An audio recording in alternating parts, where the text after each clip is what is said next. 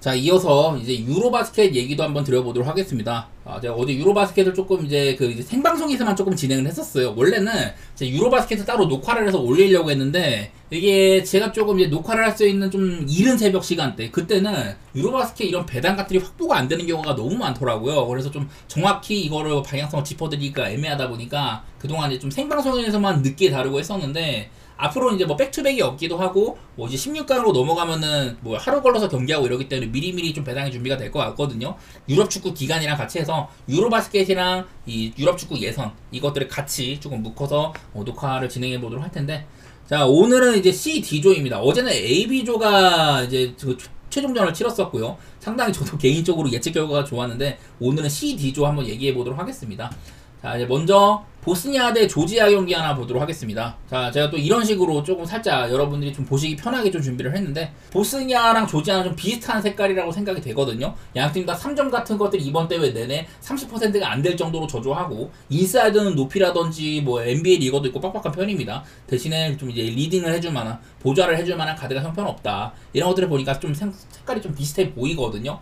근데 이게 지금 여기 이제 조상으로 봤을 때, 스페인, 조지아, 보스니아가 전부 2승 2패를 달리고 있습니다. 그리고 스페인은 오늘 좀 이제 그리스랑 경기를 하기 때문에 스페인의 결과가 어떻게 될지는 모르겠지만은, 조지아나 보스니아는 그냥 여기 중에서 이긴 팀이 진출하는 형태거든요. 그래서 무조건 양팀 다 100%로 임할 거다, 이런 건데, 저는 그냥 이런 경기는 차라리 프렌 보는 팀이 제일 만만하긴 할 거다. 사실 전력상으로 그동안 조지아는 사실 농구적으로 뭔가 보여준 게 없는 나라인데, 지금은 뭐 이제 비타제라든지 뭐 산드로 마무 이런 애들이 나와가지고 좀 저력 있는 팀으로 변모를 했거든요. 반대로 보스니아는 원래 NBA 리그 어디 총출동을 했으면 이거보다는 훨씬 더 좋은 전력일 텐데 그러지 못해서 아쉽다, 이런 얘기를 했지만, 저는 이거는 프렌 받은 쪽이 그냥 나을 거라고 생각을 하고, 양 팀의 색깔을 봤을 때는 좀 답답한 농구, 언더 게임이 가깝지 않겠냐, 그런 식으로 생각해 보도록 할게요.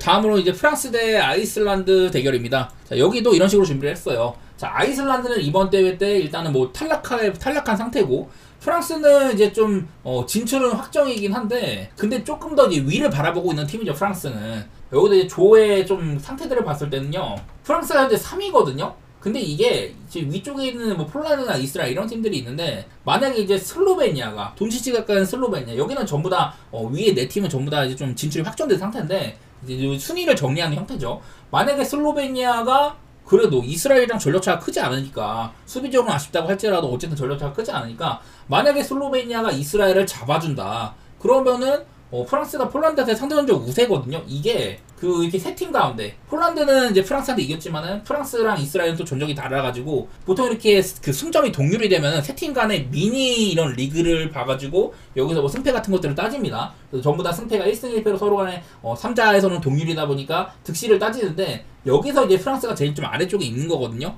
어쨌든 간에 이거는 만약에 슬로베니아가 이스라엘을 잡아주게 되면은 프랑스가 폴란드한테 상대적이 앞서가지고 가장 위로 올라갈 수가 있다. 그렇기 때문에 어쨌든 오늘 프랑스는 이제 아이슬란드 이미 뭐 탈락 확정인 팀이고, 3점 안주와 전설적으로 그냥 뭐 흘리나손이라는 7부 빅맨 한 명 있는데, 이 친구가 PER이 전체 뭐 6위더라고요. NBA 리거도 아닌데 이거 말고는 큰 의미가 없다. 그냥 아이슬란드는 뭐 전패 팀이고 프랑스가 무난히 제압할 팀이라고 보는데, 어쨌든 프랑스는 이 경기를 확실히 잡으면은, 그러면 조금 이제 이후에 좀 토너먼트가 편해질 수 있는 내용들이 있거든요. 뭐 얼마 전에는 사실 좀 지금 이번에 웬베냐마도 없고 전반적인 이런 전력이 약간 아쉽긴 한데, 그래도 이제 NBA 리거 게르숑 야부셀레가 올림픽 때도 굉장히 잘했잖아요. 그래갖고 NBA까지 갔는데, 얼마 전에 이제 36득점에다가 뭐 리바운드, 오펜 리바 되게 많았습니다. 블락, 야투율이나 여러가지 상으로 좋은 모습을 또 보여줬었어요. 그래서 슬슬 이제 좀 템포를 끌어올리고 있는 모양새다. 그래서 좀 이제 프랑스가 살짝 아쉬운 게, 얘네들의 면면에 비해서는 지금 3점 같은 것들도 되게 형편없는 편이거든요. 어쨌든 그냥 아이슬란드랑은 전력차가 너무 많이 난다. 그리고 이 경기를 반드시 이겨야 될 당위성도 있다. 그런 것들이 보여가지고 저는 뭐 20점이 넘는 점수 차이라도 헨슨 쪽으로 바라보는 경기가 될 것 같고요.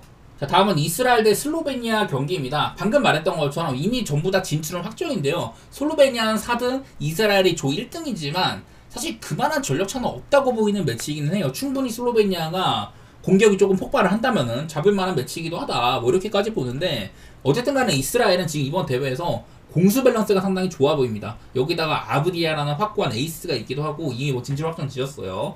근데 이게 사실 그 이제 슬로베니아 같은 경우는 아까 잠깐 봤지만은 슬로베니아 아까 잠깐 봤지만은 2승 2패인데 벨기에한테 맞대결 우위로 뭐 그렇게 만약 이 경기에 지든 뭐 벨기에가 다음 경기를 이기든 이미 진출 확정인 상태예요. 그런 좀 원인은 좀 슬로베니아가 생각보다 위쪽으로 못 가는 이유는 이 수비력이거든요. 슬로베니아의 지금 이제 4경기 동안 평균적인 수비력이 89실점인데 이거는 16강 진출권 팀들 중에서 가장 저조한 수치입니다.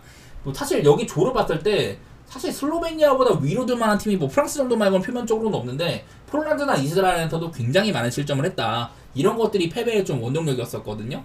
어쨌든 간에 조금 더 이 경기를 좀 내다봤을 때는요. 저는 이 경기는 사실 좀 돈치치한테 많이 좀 달려있다고 생각이 됩니다. 왜냐면은 돈치치 이 슬로베니아라는 팀이 지금 이제 앞쪽에는 그 A조나 B조는 이미 5경기를 한 그런 팀들이 있는데 슬로베니아가 이번 대회에서 자유투를 얻어낸 게 124개로 전체 1위입니다. 한 경기를 덜 했는데도.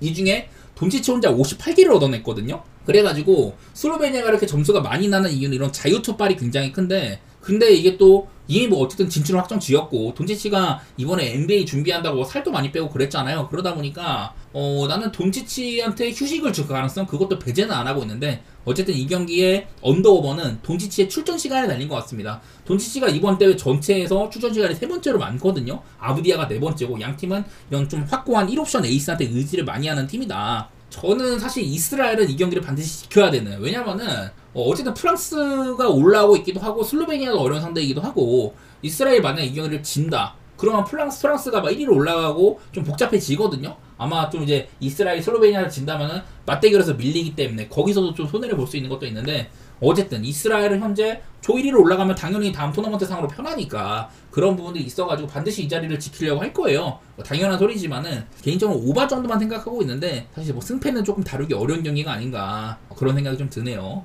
자, 다음 경기는 이탈리아 대 키프러스 경기입니다. 사실 뭐 크게 볼 거는 없는 매치입니다 이거든요. 이번 대회에서 일단은 뭐 키프러스는 제가 여러 차례 뭐 개최국 자격으로 올라온 거지 사실 전력상으로는 유로바스켓에서 올라오는 레벨이 아니다. 이번 대회 첫 참가라고 썼습니다. 그리고 그냥 다 이제 두드러 맞고 있죠. 깍두기 같은 느낌이라고 했는데 뭐 이탈리아가 분명히 한창 이제 전성기 때 비해서 많이 아쉽기는 해요. 전성기 때는 뭐 뉴욕 닉스에서 많이 뛰었던 바르냐니라든지 뭐 세크라멘토랑 샌안토니오의 뭐 벨리넬리 덴버에서 오래 뛴 뭐 갈리나리 이렇게 막 좋은 선수들이 많이 있었습니다. 니콜로 멜리 같은 이제 유로리그에서의 뭐 강한 선수도 있기도 했고 했는데 이탈리아가 지금은 폰테키오가 에이스인 형국이죠. 사실 폰테키오는 NBA에서도 좀 입지가 그렇게 막 있는 편이 아닌 친구인데 폰테키오가 에이스인 형국이거든요. 그만큼 뭔가 좀 딱히 뭐 크게 좋게 볼 건 없지만은 이거는 키프러스가 너무 핫바리 팀이다. 그거 하나에 의존하는 형태입니다. 저는 이런 경기는 매번 뭐 키프로스의 프레임 같은 게 생각보다 할만하다, 뭐 언더 같은 거 좋다 이랬었는데 오늘 경기도 그 이제 기준점이 153.5점이거든요. 나는 이 정도면은 그냥 언더가 제일 가까울 것 같아. 사실 34점이나 되는 핸디는요, 이거는 이탈리아가 아니라 뭐 다른 진짜 강팀이라고 할지라도 그 정도의 핸디값은 어떻게 될지 모르는 거잖아요. 그렇기 때문에 사실 지난번에도 뭐 키프로스가 뭐 프레는 할 때도 있었고 막 마인을 당할 때도 있었는데 사실 이거는 핸디보다는 그냥 언더 보는 게 맞지 않나 그런 생각만 듭니다. 이탈리아도 점수를 많이 내는 편이 아니죠. 자, 다음으로는 스페인 대 그리스입니다. 자, 스페인은 이 경기가 살짝 좀 이제 위기이기는 하거든요. 어떤 내용이 있냐. 일단 그리스가 굉장히 좀 까다로운 상대이기도 하고 이게 조지아랑 보스니아가 얘네 둘이 붙는데 스페인은 조지아한테는 졌었고 보스니아한테는 이겼었어요. 그래서 만약에 이 경기가 스페인이 그리스한테 지고 조지아 대 보스니아 경기를 보스니아가 이긴다. 그러면은 스페인이랑 조지아가 4, 5등 자리에서 승점이 동률해지잖아요. 그런 경우에 그러면은 상대 전적상으로 스페인이 조지아한테 한번 졌기 때문에 그래갖고 5등 자리로 내려가서 탈락하게 되거든요. 우리가 알고 있는 전통의 농구 강국 스페인이 그런 경우가 있을 수가 있습니다. 이게 왜냐면은 그리스도 마냥 안심할 수는 없는 게 여기 조에서 조 1위를 지키는 게 꽤나 중요합니다. 왜 그러냐? 이런 게 있죠. 만약에 이제 C조에서 1위를 간다. 그러면 여기에 위치를 하게 됩니다.